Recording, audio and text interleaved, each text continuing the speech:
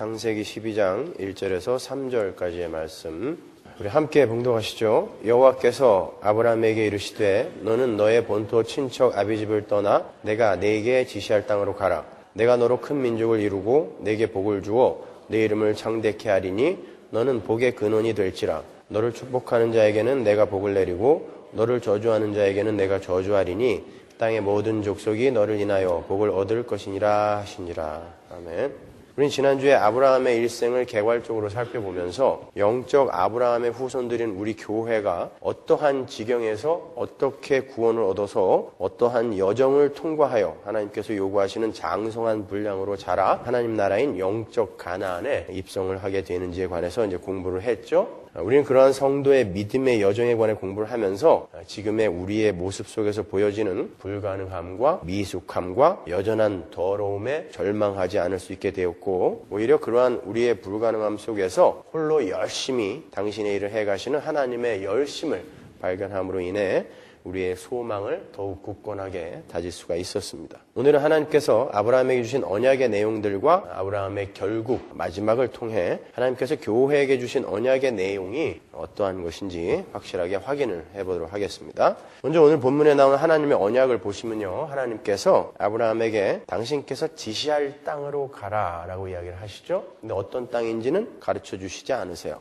그리고는 그곳에서 큰 민족을 이루게 하시겠다라고 이렇게 말씀을 하세요. 그죠?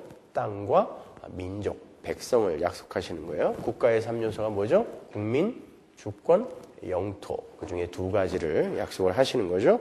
통치, 주권은 누가 가지고 있어요? 하나님이 가지고 있으니까 하나님 지금 아브라함을 통해 땅과 민족, 즉 하나님이 통치하시는 주권이죠. 어떠한 나라를 이루실 것임을 암시하고 있는 거예요. 바로 다음 장인 창세기 13장으로 가면요, 하나님의 약속이 좀 더 구체적으로 나와요. 13장 14절 보세요. 여호와께서 아브라함에게 이르시되 너는 눈을 들어 너 있는 곳에서 동서남북을 바라보라. 보이는 땅을 내가 너와 네 자손에게 주리니 영원히 이르리라. 내가 네 자손으로 땅에 티끌 같게 하리니 사람이 땅의 티끌을 능히 셀 수 있을진데 네 자손도 세리라. 너는 일어나 그 땅을 종과 횡으로 행하여 보라. 내가 그것을 네게 주리라. 여기 보시면 하나님께서 당신이 선택하셔서 이끌고 계신 당신의 백성의 대표 아브라함과 그 자손들에게 땅을 주시마 하고 약속을 하세요. 역시 그를 통해 이루실 어떤 나라의 구성 요소 중 하나인 영토에 관한 약속인 거예요. 그리고 그 땅에서 아브라함의 자손들을 땅의 티끌처럼 많게 하시겠다라고 약속을 하세요. 국민에 관한 약속입니다. 그리고 창세기 17장 4절에서 6절까지의 말씀과 22장 16절에서 18절까지의 말씀에도 역시 아브라함에게 주는 언약이 나오는데 거기도 아브라함으로 말미암게 되는 민족과 나라에 대한 약속이 기록이 되어 있어요. 그런 것들을 보면서 자꾸 오늘날 교인들이 하나님을 잘 믿으면 땅을 많이 주시나 보다 이렇게 생각하는 사람들이 의외로 많은 거 아시죠, 여러분? 그리고 히브리서 기자도 하나님께서 아브라함에게 가나안 땅을 기업으로 주셨다라는 것을 기록하고 있어요. 히브리서 11장 8절을 보세요. 믿음으로 아브라함은 부르심을 받았을 때에 순종하여 장래 기업으로 받을 땅에 나아갈새 갈 바를 알지 못하고 나갔다 그래요.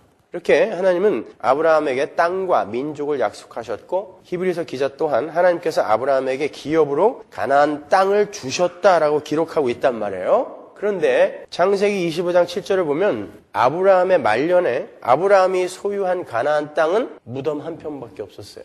그럼 하나님은 지금 무슨 약속을 하고 있는 거예요? 자손도 이삭 하나밖에 없었어요. 그죠? 민족은 무슨 민족이에요? 물론 첩들의 자식이 많이 있었지만 그들은 하나님의 약속의 자손들은 아니었잖아요. 약속의 자손 하나밖에 없었단 말입니다. 하나님께서 하신 땅과 민족에 대한 약속이 지켜지지 않은 것처럼 보여요. 그럼 그분은 하나님이 아니에요. 하나님이 하신 약속을 지키지 않으면 그분은 하나님이 아니란 말입니다, 여러분. 자, 그렇다면 하나님은 지금 아브라함에게 지키지도 못할 거짓 약속을 하고 계시는 건가요? 그것도 계속해서 반복해서? 뿐만 아니에요. 하나님은 아브라함의 아들 이삭에게도 똑같은 약속을 하세요. 창세기 26장 2절 보세요. 여호와께서 이삭에게 나타나 가라사대 애굽으로 내려가지 말고 내가 네게 지시하는 땅에 거하라. 이 땅에 유하면 내가 너와 함께 있어 네게 복을 주고 내가 이 모든 땅을 너와 네 자손에게 주리라. 내가 내 아비 아브라함에게 맹세한 것을 이루어 네 자손을 하늘의 별과 같이 번성케 하며 이 모든 땅을 네 자손에게 주리니 네 자손을 인하여 천하 만민이 복을 받으리라. 하나님께서 아브라함의 아들 이삭에게도 똑같이 땅과 민족을 약속하고 계세요. 아브라함에게 하신 언약과 내용이 똑같죠? 단어까지 똑같아요. 야곱은 어떻죠? 28장 14절 보세요. 내 자손이 땅의 티끌같이 되어서 동서남북에 편만할지며 땅의 모든 족속이 너와 내 자손을 인하여 복을 얻으리라. 내가 너와 함께 있어 내가 어디로 가든지 너를 지키며 너를 이끌어 이 땅으로 돌아오게 할지라. 내가 네게 허락한 것을 다 이루기까지 너를 떠나지 아니하리라 하시니라. 역시 야곱에게도 똑같은 약속이 주어지고 있습니다. 근데 이삭도 자식이 둘밖에 없었고요. 아브라함과 사라가 묻힌 헤브론의 그 한평 땅에 묻혔어요. 야곱은 그나마 기근 때문에 가나안 땅을 떠나서 정치 없는 나그네가 되어서 아들이 총리로 있는 애굽으로 피신을 하는 지경까지 이르렀어요. 역시 그들의 인생 속에서도 하나님의 약속이 지켜지지 않은 것처럼 보이죠. 그죠? 하나님 분명히 약속하셨는데 지켜지지 않은 것처럼 보인단 말입니다. 그러면 아브라함과 이삭과 야곱의 후손들은 어때요? 하나님은 아브라함에게 언약하시기를 그의 후손들에게 가나안 땅을 영원한 기업으로 주시겠다라고 약속하셨단 말이에요. 창세기 17장 8절 다시 한번 볼까요? 내가 너와 네 후손에게 너의 우거하는 이 땅 곧 가나안 일경으로 주어 영원한 기업이 되게 하고 나는 그들의 하나님이 되리라. 뿐만 아니라 하나님은 이스라엘 백성들에게 직접 가나안 땅을 영원한 기업으로 주시겠다고 약속하셨어요. 직접. 출애굽기 6장 7절 보세요. 너희로 내 백성을 삼고 나는 너희 하나님이 되리니 나는 애굽 사람의 무거운 짐 밑에서 너희를 빼어낸 너희 하나님 여호와인 줄 너희가 알지라. 내가 아브라함과 이삭과 야곱에게 주기로 맹세한 땅을 너희를 인도하고 그 땅을 너희에게 주어 기업을 삼게 하리라. 나는 여호와로라 하셨다 하라. 그죠? 하나님이 자기 이름까지 걸고 나는 너희에게 반드시 이 땅을 줄 거야 그랬단 말입니다. 근데 그들이 가나안 땅을 정말 영원한 기업으로 받았나요? 가나안 땅에 들어가기는 들어갔어요. 그러나 BC 722년에 북이스라엘이 아수르에게 망하고 BC 586년에 남유대가 바벨론에게 망한 후에 1948년에 이스라엘이 다시 건국되기까지 2000년 동안 그 땅은 블레셋 사람들의 땅이었어요. 그죠? 팔레스타인이라는 말이 블레셋의 땅이라는 뜻이거든요. 그렇다면 하나님은 지금 어떤 땅과 백성을 약속하시는 걸까요? 보시다시피 하나님은 끊임없이 하나님의 백성들을 대표하고 있는 아브라함과 이삭과 야곱과 그의 후손들인 이스라엘에게 약속의 땅인 가나안 땅을 주시겠다라고 약속하세요. 그리고 그들로 하여금 그 땅에서 큰 민족을 이루게 하시겠다라고 말씀하세요. 그런데 정작 그 가나안 땅도 그들에게 영원히 주지 않으셨을 뿐만 아니라 이스라엘이라는 민족 자체도 흩어버렸단 말입니다. 그렇다면 하나님께서 아브라함과 이삭과 야곱과 그의 후손들인 이스라엘에게 주시겠다고 한 그 가나안 땅은 이 세상의 땅이 아니라 어떤 다른 땅을 상징하고 있었다는 것을 알 수 있죠. 왜? 하나님은 거짓말하는 분 아니니까. 그렇죠? 하나님은 하나님의 백성들을 대표하고 있는 아브라함과 이삭과 야곱과 이스라엘에게 가나안 땅을 기업으로 주시겠다고 하시고 영원한 기업으로 주시겠다고 하시고 잠깐 그들에게 그 땅을 주심으로 그 가나안 땅이 상징하고 있는 어떤 것이 하나님의 백성들에게 진짜 주어지게 될 것이다 라는 것을 설명하시고 그들을 다시 그 땅에서 쫓아내시든지 아니면 그 땅을 빼앗든지 하심으로 해서 하나님이 진짜 주시고자 하는 땅이 그 가나안 땅이 아니라 다른 땅임을 주지시키고 계시는 거예요. 그러니까 어떤 그림자요, 예표요, 모형으로 잠깐 어떤 무언가를 설명해 주시고 그러나 이 땅은 아니다라는 것을 우리에게 가르쳐 주시기 위해 그 땅을 뺏어버리는 것입니다. 그래서 약속의 땅, 젖과 꿀이 흐르는 땅 가나안에 들어가면 거기가 천국이어야 되는데 가자마자 전쟁이 일어나잖아요. 또 계속 싸우지 않습니까? 젖과 꿀이 흐르는 땅 가나안 땅은 어떤 것을 지금 상징하고 있는 거란 말입니다. 그래서 아브라함이 가나안 땅을 한평 무덤밖에 차지하지 못하는 거예요. 하나님이 주시겠다라고 이렇게 반복해서 약속하셨음에도 불구하고 시편으로 가시면 하나님께서 주시겠다고 하는 그 기업으로서의 땅이 이스라엘 사람들뿐만 아니라 다른 이들에게도 약속이 되고 있는 것을 볼 수 있어요. 시편 37편 9절로 가보세요. 대저 행악하는 자는 끊어질 것이나 여호와를 기대하는 자는 땅을 차지하리로다. 잠시 후에 악인이 없어지리니 내가 그것을 자세히 살필지라도 없으리로다. 그 땅은 악인이 전혀 없는 땅이라는 거예요. 하나님이 기업으로 주시는 그 땅은 11절 오직 온유한 자는 땅을 차지하며 풍부한 화평으로 즐기리로다. 예수님이 인용하신 구절이죠. 온유한 자는 땅을 기업으로 얻는다. 29절 의인이 땅을 차지하며 거기 영영이 거하리로다. 34절 여호와를 바라고 그 도를 지키라. 그리하면 너를 들어 땅을 차지하게 하실 것이라. 악인이 끊어질 때에 내가 목도하리로다. 예, 악인이 다 끊어질 때에 하나님이 그 땅을 주시겠다는 거예요. 잘 보시면 여호와를 기대하는 자들과 온유한 자들 그리고 의인들 그리고 여호와를 바라고 그 도를 지키는 자들에게 땅이 약속되고 있는데 그리고 그 땅은 악인이 없는 땅이라고 그래요. 근데 성경은 의인은 없나니 하나도 없다 그러잖아요. 이 세상에. 그럼 그 땅은 이 세상 땅이 아니라는 말이죠. 그렇죠? 그러면 의인만 있는 그 땅, 그 영원한 기업, 그 땅은 어디라는 거예요? 베드로후서 3장 13절 보세요. 우리는 그의 약속대로 의에 거하는 바 새 하늘과 새 땅을 바라보도다. 요한계시록 21장 1절 또 내가 새 하늘과 새 땅을 보니 처음 하늘과 처음 땅이 없어졌고 바다도 다시 있지 않더라.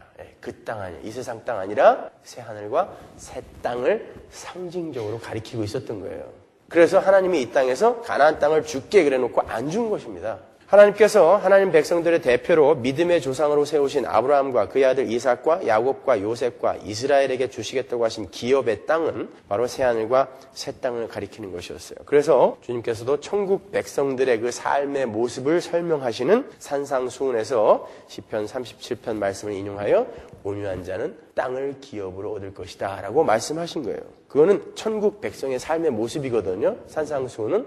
이렇게 구약에서 하나님의 백성들에게 약속이 된 기업, 땅은 바로 하나님 나라를 상징하는 것이었어요. 그리고 그 땅을 이루는 이들이 바로 성도들이고 그들이 하나님의 백성인 큰 민족인 거예요. 그러니까 아브라함에게 약속되어지는 것이 어떤 것인지 아시겠죠? 교회가 약속되고 있는 거예요. 교회가. 이 땅에 어떤 땅을 주고 이 땅에서 자손을 많이 낳게 해주겠다라는 그 이야기가 아닌 것입니다. 그래서 다른 이들은 그렇게 자식들을 많이 낳아도 하나님의 그 언약의 백성들은 자식을 하나, 둘, 12지파의 아비인 야곱만 12 그렇게밖에 안 난 거예요. 다른 이들은 그냥 뭐 수십 명씩 이렇게 낳고 그랬던 게 고대 시대거든요. 하나님 나라를 공간적이며 장소적인 개념으로 이해를 하시면 안 돼요. 하나님 나라는 바로 하나님 통치를 기꺼워하는 우리 성도들을 이야기하는 거예요.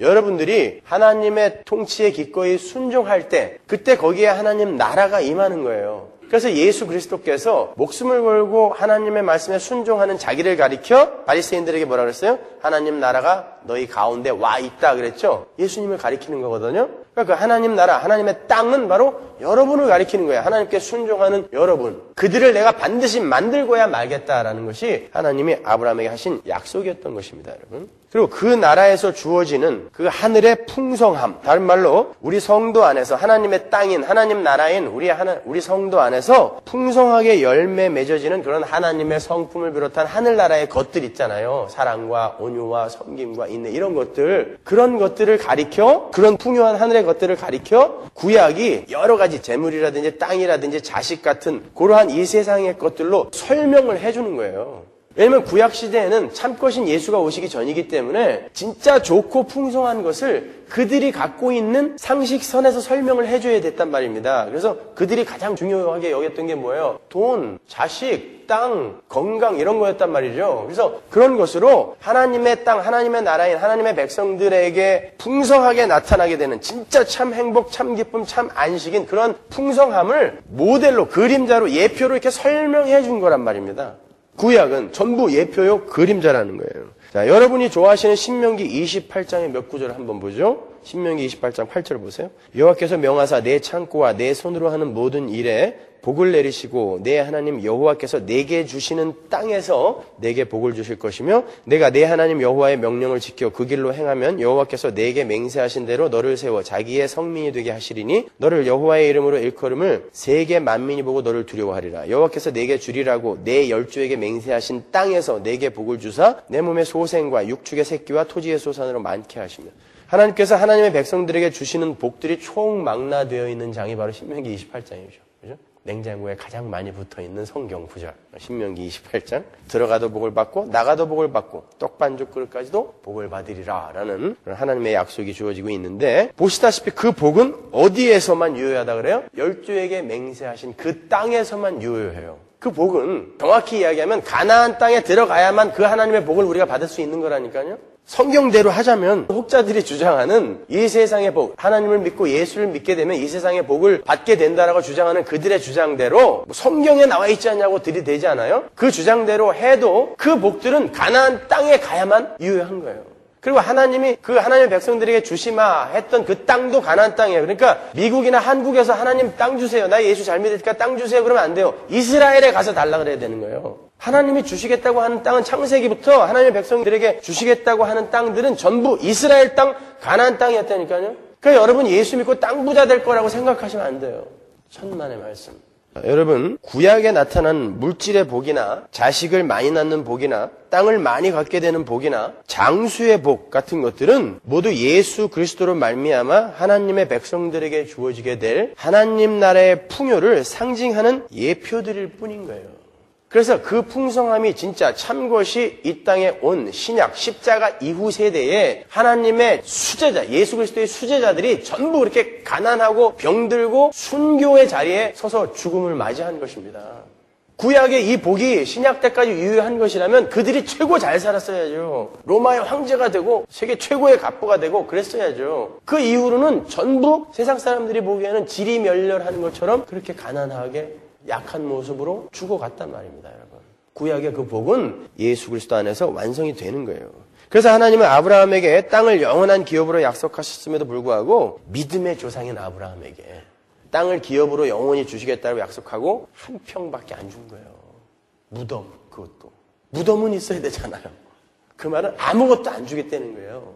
이 세상 것으로 너희들이 하는 종교 행위의 보상으로 이 세상 것 내가 아무것도 안 주겠다는 얘기입니다. 무덤 한 평 줬다는 것입니다. 하나님은 성경의 수신자인 우리 교회에게 믿음의 조상 아브라함의 후손들인 성도들아, 내가 아브라함 안에 있던 너희들에게 약속한 것은 이 세상의 땅이나 이 세상의 복들이 아니라 하늘의 땅이며 하나님 나라이며 하늘의 복이란다 라고 가르치시는 거예요, 우리에게. 그렇다면 성경에서 자신의 땅을 넓혀달라는 기도를 해서 응답을 받은 그 역대기에 나오는 야베스는 어떻게 된 것인가? 역대상 4장 9절 보세요. 야베스는 그 형제보다 존귀한 자라 그 어미가 이름하여 야베스라 하였으니 이는 내가 수고로 낳았다 함이었더라. 야베스가 이스라엘 하나님께 아뢰어 가로되 원컨대 주께서 내게 복의 복을 더하사 나의 지경을 넓히시고 땅을 넓히시고요. 주의 손으로 나를 도우사 나로 환난을 벗어나 근심이 없게 하옵소서 했더니 하나님이 그 구하는 것을 전부 허락하셨다 그러죠. 얘는 뭐예요 그러면요? 특별한 사람이에요 얘는? 야베스의 환장들 하는 거예요. 그래서 그 야베스의 기도라는 책을 낸 출판사가 한국에서 빌딩을 몇 개를 샀대잖아요. 너무 많이 팔려갖고.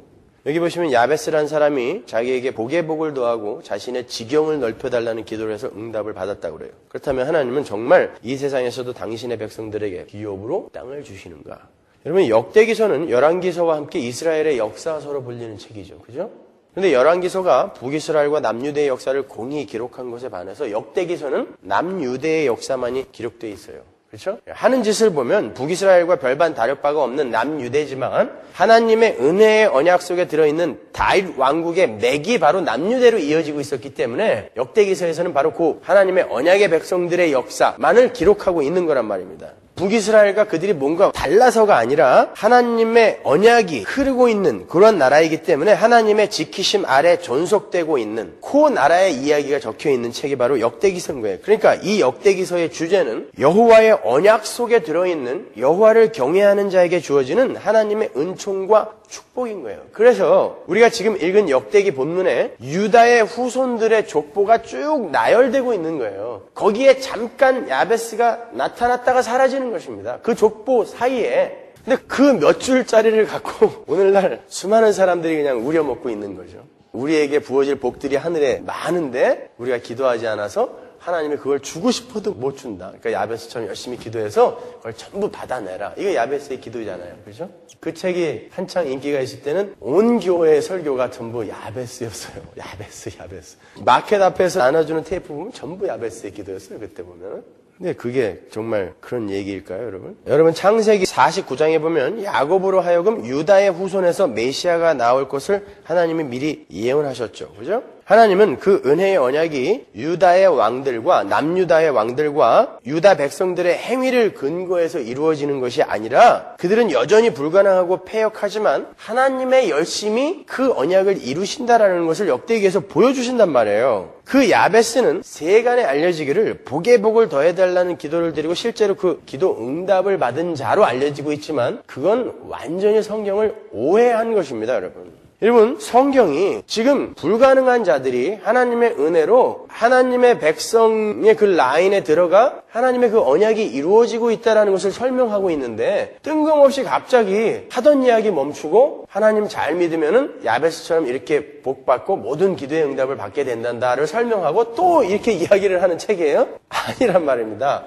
그러니까 일관성이 있단 말이에요, 성경에는. 그러니까 지금 하나님의 은총의 역사를 전개하는 그 과정 속에서 등장하는 그 야베스의 이야기는 역시 예수로 말미암는 구원과 밀접한 관련이 있는 구절이란 말이에요. 구절을 보면 성경이 야베스는 존귀한 자다라고 칭한 후에 그가 존귀한 자로 칭해지는 이유에 대해서 설명하죠. 왜 그가 존귀한 자라 그래요? 그의 어머니가 그를 수고로이 낳았다. 그 이유 한 가지예요. 수고로이 낳아서 존귀한 자래요. 그래서 그는 존귀한 자가 된 거고 그는 그러한 존귀한 자이기 때문에 하나님으로부터 복과 그 지경의 풍성함이라는 기도응답을 받았다라는 거예요. 절대 야베스가 다른 사람보다 더 열심을 부려서 더 부르짖어서 존귀한 자가 됐고 그로 말미암아 그의 기도가 응답되었다는 그런 내용이 아닌 거예요. 그의 기도의 내용을 잠깐 한번 보자고요. 10절을 보면 내게 복의 복을 도와사 나의 지경을 넓히시고 주의 손으로 나를 도우사 나로 환난을 벗어나 근심이 없게 하옵소서. 이거 오늘날 우리가 전부 바라는 거죠. 여기 다 써 있어요. 여기에. 그죠? 여기에 복의 복을 바라크라는 단어는 히브리어의 필연적 강조 용법이라 그랬죠? 이 필연적 강조 용법이 처음 쓰인 곳이 어디라 그랬어요? 정령 죽으리라. 무트. 타무트. 그죠? 창세기 2장 17절. 죄를 지은 자들에게 하나님이 너는 내가 죽이고 또 죽여버릴 거야. 정령 죽으리라. 무트 타무트가 창세기 2장 17절이란 말이에요. 그 필연적 강조 용법이 반대의 단어로 그대로 반복이 된 곳이 우리가 오늘 읽은 아브라함의 언약, 그 본문에 나온단 말입니다. 이렇게 반드시 죽어야 할 자들이 하나님의 은혜로 필연적으로 반드시 살아나게 된다라는 그 언약, 그것이 아브라함의 언약이란 말이에요. 창세기 2장 17절을 하나님의 은혜로 완전히 거꾸로 뒤집어 버리는 거예요. 그 바라크가 오늘 본문을 비롯해서 아브라함에게 주신 하나님의 언약에 계속 반복되어지고 있단 말입니다. 본문 한번 보세요. 12장 3절 너를 축복하는 자에게는 내가 복을 내리고 너를 저주하는 자에게는 내가 저주하리니 땅의 모든 족속이 너를 인하여 복을 얻을 것이냐 하신지라. 여기서 이 구절 말미에 복이라고 번역된 단어가 바로 바라크예요. 복의 복을이라는 뜻이에요. 바라크. 역대상 4장에 나오는 야베스의 기도의 내용, 복의 복을과 오늘 아브라함에게 하나님이 주시겠다고 하는 그 복과 똑같은 단어란 말입니다. 그러면 야베스가 무슨 복을 구한 거예요? 하나님이 아브라함에게 약속하신 땅과 복이 뭐라 그랬어요? 하나님 나라와 하나님 나라의 풍성함이라고 그랬잖아요. 야베스는 그걸 구한 거예요. 그 단어를 그대로 쓰고 있단 말입니다. 여기서 지경이라고 번역이 된 게불이라는 단어, 그 단어는 영토라는 의미예요. 그리고 넓히다라고 번역이 된 단어 라바는 풍성하다라는 뜻이에요. 따라서 지경을 넓혀달라는 야베스의 기도는 하나님께서 허락하시는 그 풍성한 땅, 그 하나님 나라의 완성을 고대하는 기도인 거예요. 조금 협의로 줄여서 말하면 내 안에서 시작된 이 하나님 나라, 지금은 여전히 이렇게 볼품없지만 하나님, 이 땅이 풍성하게 하나님 나라로 완성되게 해주세요. 내가 하나님의 백성답게 성장하게 해주세요 라는 기도인 거예요. 지경을 넓혀달라는 기도는 땅을 많이 주세요가 아니라니까요. 그 땅 받아서 뭐 할 거예요? 죽을 때 무덤밖에 못 갖고 가는 걸. 그러니까 하나님의 상은 그게 아니란 말입니다, 여러분. 하나님 나라의 땅, 그 지경인 내가 하나님의 성품과 하나님의 주시는 하나님의 것들로 풍성하게 해달라는 그러한 기도인 거예요. 이렇게 야베스의 기도는 복이 넘치는 그 풍성한 하나님 나라가 내 삶 속에서 나타나게 되기를 고대하는 기도인 거예요. 그러면 그 야베스와 우리 성도들과는 무슨 관계가 있는 것인가? 야베스는 어떤 사람이었다 그래요? 어머니가 수고로이 낳은 자식이라 그러죠? 그래서 존귀한 자고 그 존귀한 자가 드린 기도는 응답이 된 거예요. 여러분, 우리는 예수 그리스도에 의해 수고로이 낳아진 자식이죠. 그래서 여러분은 존귀한 자가 된 거예요. 성도. 그렇죠? 그들은 바로 이 야베스 같은 기도를 하게 된다는 거예요. 하나님의 나라인 내가 하나님이 요구하시는 장성한 분량으로 반드시 완성되게 해주세요라는 지경을 넓혀주세요 라는 기도를 하게 되고 그 기도는 하나님이 반드시 이루신다가 야베스의 기도인 것입니다. 복음서에도 나오잖아요. 구하라 주실 것이다. 두드려라. 그런데 무엇을 주신대요? 구하는 자에게 어찌 성령을 주시지 않겠느냐 그러잖아요. 네가 구하는 땅, 재물 그런 거 주시겠다 그러지 않아요. 성령을 주시지 않겠느냐 그런단 말입니다. 그러니까 성도의 기도는 바로 그리로 수렴되는 거예요. 나의 하나님 백성됨, 하나님 자녀됨, 그것의 완성으로. 이렇게 야베스나 우리가 지금 공부하고 있는 아브라함이나 모두 이 땅에서 하늘의 풍성한 것을 복으로 받은 사람들인 거예요. 그런데 그 하늘의 풍성한 것들이 죄인들에게 부어지기 위해서는 반드시 하나님이 요구하시는 그 죄의 문제와 의의 문제가 해결이 되어야 되는데 그 해결 방법이 바로 예수 그리스도가 이 땅에 인간의 몸을 입고 오신 거잖아요. 그렇죠? 그러니까 성경 전체의 내용은 그 이야기인 거예요. 죄로 말미암아 허물로 말미암아 죽어야 할 모든 자들에게 하늘의 것들이 다시 풍성하게 부어지기 위해 예수 그리스도의 십자가와 그의 의로운 삶이 필요했다. 이거 설명해 주는 것입니다. 그리고 그들은 반드시 하나님의 나라로 완성이 된다. 이거 배우는 거예요. 우리는 성경을 통해서. 이렇게 구약의 모든 내용은 그 자체로 완전한 것이 아니라 신약의 예수 그리스도에서 완성이 되는 거예요. 그래서 아브라함을 비롯한 하나님의 백성들에게 주시겠다고 하신 복의 내용들이 구약에서 완전하게 주어지지 않는 듯 보이는 거예요. 예수 안에서 다 주어질 거니까.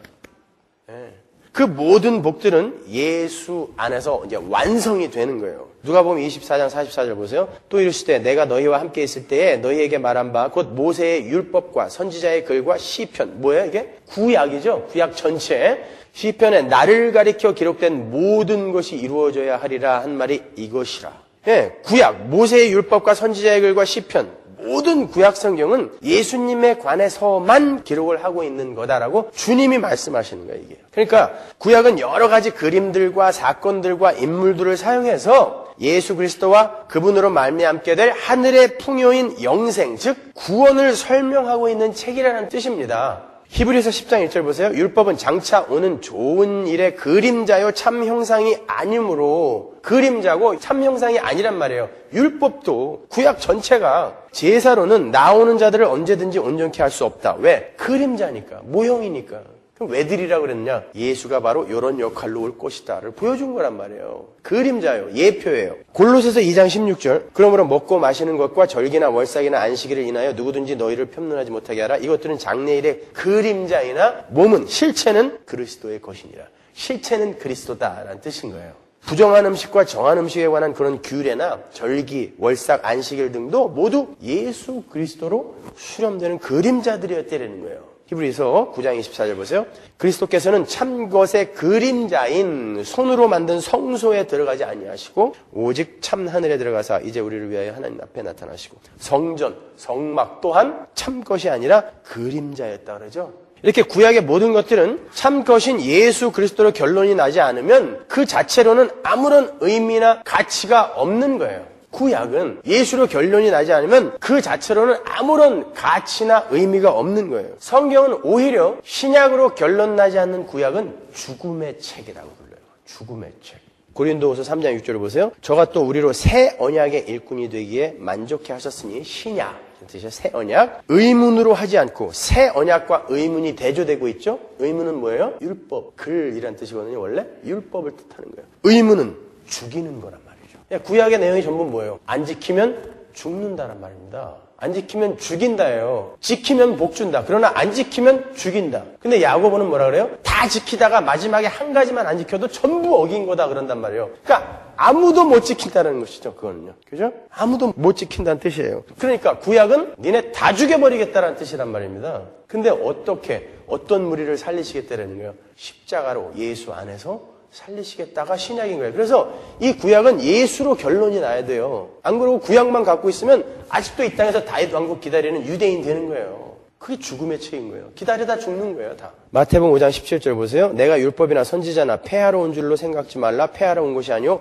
완전케 하려 함이로다. 구약의 율법은 예수 그리스도 안에서 완성이 된다 그래요. 그 말은 그 자체로 완성품이 아니라는 거죠. 그렇죠? 예수 안에서 완성이 돼야 된다 그러니까 예수를 뺀 구약은 뭐라 그러는 거예요? 미완성품이라는 거예요.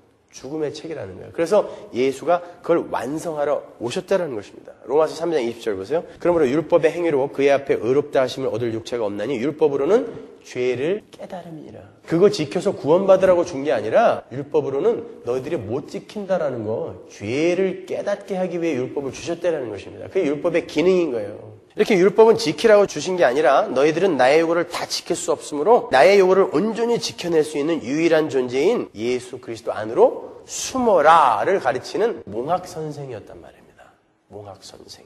제가 예를 들어 드릴게요. 유대인들이 할례를 받아서 구원 얻었나요? 아니죠. 할례는요, 당시 유대인들만의 관습이 아니라 고대 근동의 모든 민족들이 할례라는 관습이 있었어요. 유대인들만 할례 받은 거 아니에요? 하나님은 당시에 모든 민족들에게 편만하게 퍼주었던 그 할례라는 것을 들어서 예수 그리스도의 그 쪼개짐으로 인한, 할례라는 말이 쪼개지다라는 뜻이거든요. 쪼개짐으로 인한, 십자가에서의 쪼개짐으로 인한 구원을 상징적으로 담고 싶던 거예요. 할례에다가 생식기의 표피를 자른다라는 것은 그 생식기를 절단한다라는 의미가 있었고요. 그 생식기를 절단한다라는 것은 인간의 노력과 열심으로 참 생명이 탄생할 수 없음을 상징하고 있는 거란 말입니다. 그러나 예수 그리스도가 십자가에서 온몸에 할례 당하심으로 말미암아, 쪼개짐으로 말미암아, 창세기 15장에서 봤죠? 하나님께서 약속하신 바잖아요. 짐승을 쪼개놓고 내가 쪼개질 것이다. 그게 십자가에서 언약이 시행이 되는 거예요. 예수님이 쪼개진 거예요. 예수님의 할례 당하심으로 말미암아 새 생명이 이제 줄줄이 탄생하게 됨을 할례에서 보여주는 거예요. 그러니까 그림자예요. 모형이죠. 할례 받고 지옥 가는 사람 있다 없다? 있죠. 많죠. 포경 수술했다고 다 천국 가요? 아니잖아요. 근데 유대인들은 전부 그렇게 생각했단 말입니다. 할례 받으면 천국 간다고 생각했단 말입니다, 여러분. 그러면 제사는 어때요? 성막은 어떻습니까? 성전은 어때요? 다 뭐였어요, 그게? 참 제사장이며 참 제물인 예수 그리스도를 상징하는 거였잖아요. 그렇죠? 안식일은 여러 번 제가 설명해 드렸으니까 예수 그리스도의 죽음으로 말미암아 우리에게 참 안식이 올 것이다라는 것을 담고 있는 것이었어요. 11조는 어때요? 11조는 레위인들의 생활비였죠. 그죠? 레위인들은 누구예요? 하나님이 애굽의 장자들을 전부 죽일 때 이스라엘 장자들을 살려주셨잖아요. 그리고 나서 니네 장자들은 내가 살려줬으므로 전부 내 거다 그랬죠. 근데 이 사람들이 전부 하나님께 바쳐지면 이스라엘이 어떻게 돌아가요? 장자들이 전부 하나님께 바쳐지면. 그래서 레위 지파 하나를 하나님을 섬기는 지파로 딱 세우고 우리 대신에 당신들이 하나님께 바쳐졌으므로 우리가 속전을 드립니다 라고 이들을 먹여 살린 게 11조 아닙니까? 그렇죠? 생각해 보세요. 하나님 앞에 제물로 드려져 죽어야 할 자들 대신에 어떤 이가 속전, 출애굽기 21장에 나오죠. 소가 생명을 받아 죽이면 은 30냥으로 주라고. 그죠? 그 은 30냥 속전에 팔려 우리의 속전이 되어주신 분이 있잖아요. 우리가 바쳐져야 되는데 예수가 은 30냥에 정확하죠. 호세아가 고멜을 얼마에 샀어요? 은 30냥, 은 15과 보리 한 호면 반, 이게 은 30냥이란 말입니다. 성경에 이렇게 일관성이 있는 거예요. 그냥 예수 그리스도라는 속전으로 우리가 하나님께 제물로 안 바쳐줘도 되게 된 거예요. 그러면 이제 11조는 있어요, 없어요? 없는 것입니다. 예수 안에서 완성이 된 거예요. 또 왜 그것만 붙들고 있어요? 말라기 때문에. 내가 복을 붙나 안 붙나 시험해봐라. 11조 언제냐면 내가 복을 주나 안 주나 시험해봐라. 그 이야기 때문에 그것만 붙들고 있는 거야. 그것만. 11조만. 그럼 제사 지내야죠. 여기 짐승 한 마리씩 가지고 오셔야 돼요, 여러분들. 에? 왜 짐승 안 갖고 오셨어요? 제가 안수해서 태워야 되는데. 그런 거는 다 없어졌다 그러면서 그것만 꼭 붙들고 있어요. 왜? 복 받으려고요. 예, 이렇게 다른 것들은 전부 이제 예수 그리스도 안에서 완성이 됐다. 그래서 우리는 안 지켜도 된다라고 하면서 그래서 제사도 안 지내고 제물도 안 갖고 오고 뭐 이제는 부정한 음식 뭐 바닷가재, 게, 새우 이런 것도 막 먹고 여러분 11조 하려면 그것도 먹으면 안 돼요. 이제 부정한 음식을 왜 먹으려고 그래요?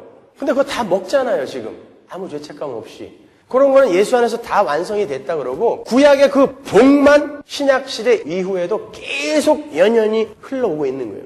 딴 건 다 완성됐다 그러면서 그 복은 계속 나에게 주어졌으면 건강, 땅, 자식이 많은 거, 재물 다른 건 다 예표라고 그러면서 요거는 그냥 나에게 주어져야 돼. 그건 예수 안 믿는 겁니다, 여러분. 예수 안에서 이게 완성이 됐다니까요, 구약이. 율법이 예수 안에서 완성이 된 건데, 다른 거는 완성됐다 그러면서, 요거는 계속 나에게 주어져야 된다 그러면, 그건 뭐예요? 예수 안에서 아직 구약이 완성 안 됐다라는 것을 자기가 고백하는 거예요. 그건 예수 안 믿는다라는 뜻 아닙니까? 그래서 기복신앙은 기독교가 아니라는 거예요, 그래서요. 예수를 인정 안 하는 거라니까요. 근데 대부분이 글로 가고 있잖아요. 예수 믿으면 복 받는다. 예수 믿으면 건강해진다. 예수 믿으면 부자 된다. 예수 믿으면 땅 많이 주신다. 건축헌금 많이 내면 하나님이 복에 복을 더하사 더 부자로 만들어 주시고 종교행위 열심히 하면 하나님이 자식에게 복 주시고 또 남편에게 복 주셔서 집안을 편안하게 해주신다. 이런 말도 많이 들어보시지 않았습니까, 여러분? 그건 구약이라니까요.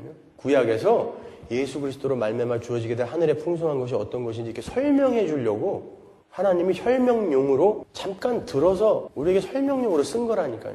근데 그걸 아직도 붙들고 있으면 어떻게 되는 거예요? 죽음의 책에 머물고 있는 거라니까요. 그건요.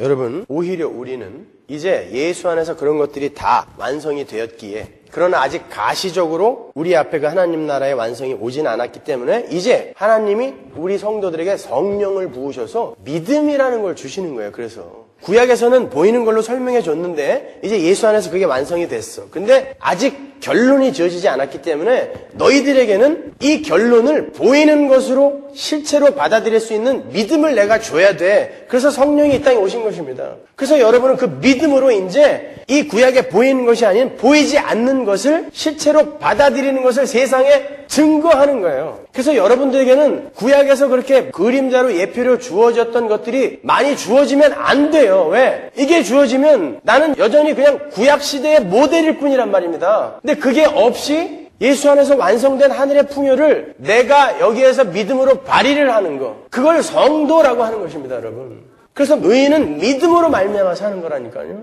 그래서 여러분의 삶 속에 기적이 자꾸 일어나면 안 돼요. 여러분의 삶 속에 자꾸 이 세상의 복들이 기도하는 족족 이루어지면 안 됩니다, 여러분.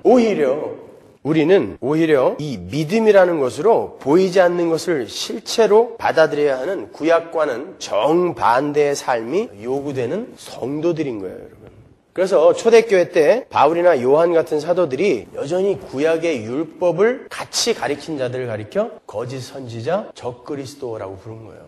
여러분, 초대교회 때 거짓 선지자들이 예수 그리스도를 안 전했을 것 같으세요? 그러면 그들이 선지자라고 안 불러요. 그건 그냥 이교도라고 불러요. 근데 거짓 선지자라고 불렀어요. 적그리스도라고 불렀다니까요. 그들이 예수를 가르쳤습니다.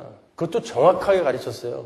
예수 그리스도의 순환과 십자가로 우리는 구원받는다. 플러스 구약의 율법도 지켜 할례도 받아야 되고 부정한 거 먹지 말아야 되고 이방인들과 상종하지 말아야 되고, 많이 보셨죠? 그래야 하나님이 복 주신다. 그들을 사도 바울이, 요한이 거짓 선지자라고 했단 말입니다. 아니, 그래도 이 사람은 예수를 전하고 있는데 아니라니까요. 적그리스도, 거짓 선지자도 예수를 전했어요. 주여 주여 불렀다니까요. 주여 주여 부르며 기적 일으키고 주여 주여 부르며 귀신도 쫓아냈는데 왜 나를 모른다 하십니까? 라고 이야기할 정도로 예수를 전했어요. 근데 거기다가 플러스 알파, 종교행위 열심히 하면 복 준다. 그걸 사도 바울이 그걸 경계하라고 그 많은 서신서를 쓴 거예요. 그거 아니라고. 그러니까 오늘날도 예수 그리스도를 전하면서, 십자가를 전하면서 거기에다가 헌금 열심히 하고 종교행위 열심히 하고 선교 열심히 하고 전도 열심히 하고 건축 헌금 많이 하면 이 땅에서도 복 줍니다는 뭐라고요? 거짓 선지자라니까요. 딴 건 다 맞고 95%는 맞고 5%에서만 조금 그런데 괜찮지 않을까요? 적그리스도입니다, 그게. 99% 다 맞고 1% 플러스 알파 더해도 그게 적그리스도인 것입니다.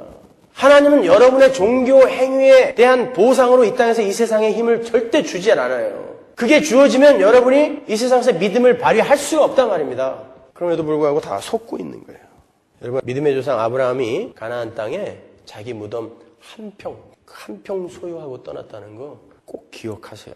하나님은 여러분이 이 세상에서 이 세상의 힘으로 행복해하며 하나님을 잊고 사는 것을 참지 못하시는 분이에요. 그래서 때때로 여러분이 하나님보다 더 좋아하는 세상의 힘들을 오히려 쳐가시는 것입니다. 그러나 그러한 하나님의 목발 빼앗기는 우리 안에 하나님 나라의 풍성함으로 채우시는 하나님의 손길이라는 것을 잊지 마세요. 아브라함은 하나님을 사랑하고 형제와 이웃을 사랑하는 자로 지어지는, 야베스의 표현대로 하면 지경이 넓혀지는 그런 복을 받은 자지 이 땅의 것으로 축복받은 자가 아닌 것입니다.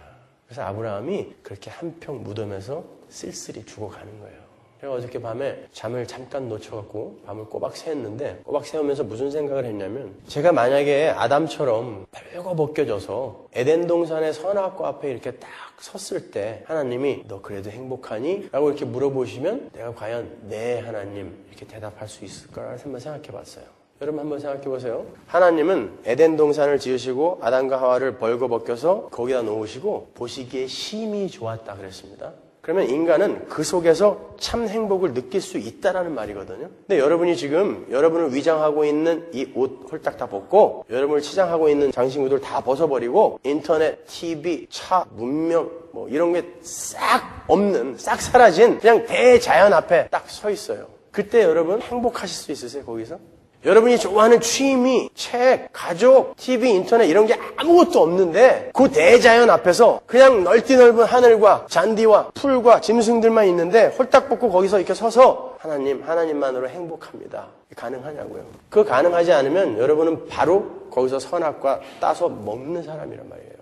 하나님은 그렇게 홀딱 벗겨서 선악계 앞에 세워놓고 너 이 상황에서도 나만으로 행복하니? 그러면 내 말 들을 거야? 나를 사랑해 줄 거야? 이게 선악과 먹지 말라는 거거든요. 그럼에도 날 사랑해 줄 거야? 라고 했을 때 대답하실 수 있냐고요. 네 하나님, 이게 모리아산인 거예요. 자기에게 주어진 가장 좋은 거, 가장 귀한 걸 하나님 앞에 드리고 네 하나님, 여러분들이 이 땅에서 세상의 힘으로 아담이 하나님만으로 어떻게 행복해요? 이거 홀딱 벗고 이게 뭐가 행복해? 우리의 힘으로 나는 내 만족 찾을 거고 내 기쁨 찾을 거야 라고 만들어 놓은 이 문명 다 벗고 세상의 힘 다 벗고 하나님 앞에 섰을 때 나는 하나님만으로 행복해요. 라는 고백을 드러내는 게 여러분의 신앙생활인 것입니다. 그러니까 여러분은 이 땅에서 자꾸 벗겨져야 되는 거예요. 그래서 신앙을 하나님의 힘 빼기라고 하는 것입니다. 여러분은 신앙생활을 통해서 자꾸 힘을 빼는 거예요. 자꾸 버리는 거예요. 종교행위 열심히 해서 그 힘들을 얻어내는 게 아니라 하나님이 벗기실 때 벗는 거라니까요. 그리고 선악 앞에 서서 하나님, 저 비록 가진 거 없고 벌거벗었지만 하나님만으로 행복하니 어쩌면 좋아요. 이런 자로 만들어가는 거예요. 그 복, 그 참 복, 그걸 구하세요. 엉뚱한 거짓 선지자들에게 속지 마시고 지금 하나님이 말씀하시는데 신장암 환자 낫답니다. 췌장암 환자 낫답니다. 치질 환자 낫답니다. 그 뭐라고요? 사기예요. 사기. 하셨습니까? 구약에 머물러 있는 것입니다. 그것은. 제발 정신들 차리세요. 기도하겠습니다.